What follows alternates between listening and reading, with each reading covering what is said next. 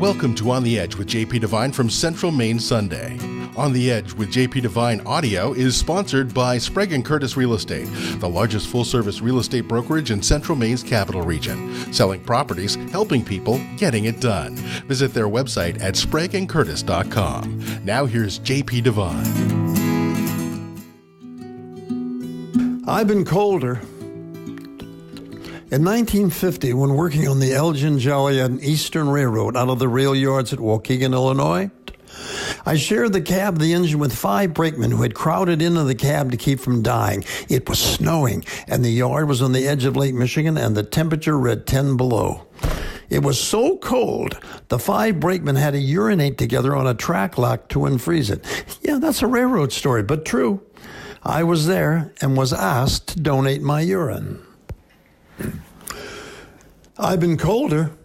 In January of 1958, she, who grew up in Maine, and I were waiting for a bus in front of the United Nations building in Manhattan. Our noses were red. We couldn't feel our feet or our hands. We had just come from the theater and a late dinner of cheeseburgers and cheap wine at P.J. Clark's.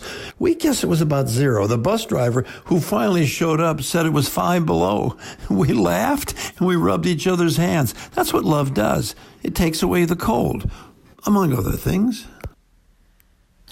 I've been colder.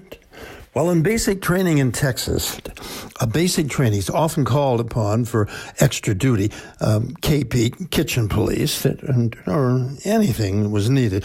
I volunteered for anything.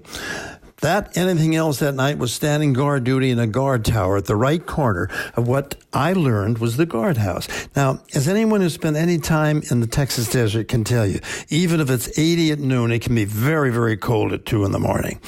The duty sergeant, whose nameplate read J. Garcia, met me at the gate, handed me a carbine with clip, and took me to my tower. Roughly, this is what he told me. Airman, you will be relieved at 0600 hours. This is your weapon, and that is your station. I was 18 years of age and only in the Air Force for 8 weeks. This overweight sergeant, who was wearing sunglasses at 11 at night and chewing on a toothpick, smiled and said, "Have a good night."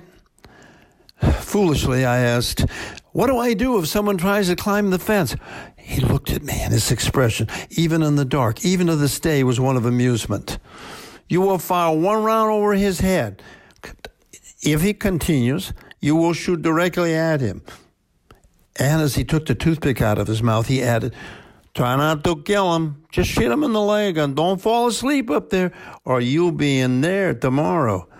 That night, to keep awake and not wind up in there, I said maybe 100 Hail Marys and Our Fathers. Wearing only cotton fatigues, I huddled in the bottom of the tower, hoping no one would try to escape. I think it was maybe 40, really, but it felt like 10. When I told this story at breakfast to a table full of NCOs, of course they all laughed. It turned out I was the weekly sucker and that it was the duty officer's joke.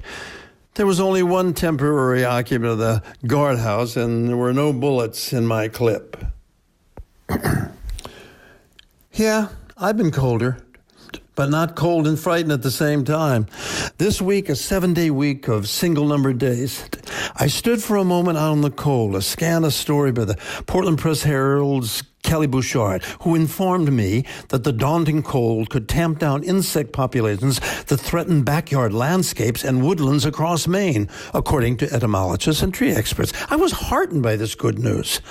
But he added, pesky and sometimes disease-carrying ticks, mosquitoes, and fleas likely won't be affected. They're either hitching a ride on warm-blooded creatures dormant in ice-covered swamps and ponds, or hidden in topsoil beneath the snow where decomposing leaf litter can push temperatures above freezing. Warm-blooded creatures? Dogs? Skunks? Raccoons? My lawn man? I looked down into the deep woods across the street at dormant, ice-covered swamps and ponds, hidden in topsoil beneath the snow. As I write this, it's 5 degrees. I can hear those warm-blooded things rustling out of the decomposing litter, waiting like the vampire Lestat de Liancourt to awaken and come for me in the spring. I'm cold now and frightened.